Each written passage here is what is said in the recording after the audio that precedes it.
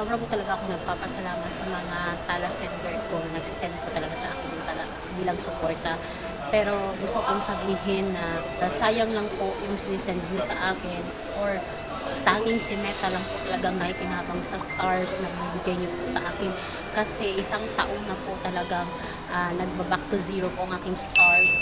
Ginawa po ulit ni Meta ang aking tala monetization. Hanggang ngayon hindi pa po siya binalik. Isang taon na po siya.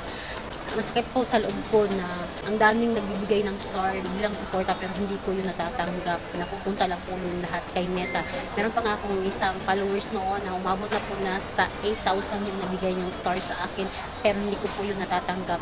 Kaya mas na-appreciate ko po kung ibibigay or isisend po ito sa GCash. At least doon sa GCash, hindi ko kahati si Meta. Ito iniisip ko nga, din ko itong GCash ko, pang send lang ba ito? Kasi never pa ako nakaka-receive dito ng may nag-send sa akin.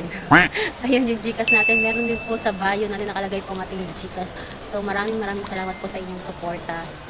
Siguro tatambling ko pag naka-receive ako ng GCash.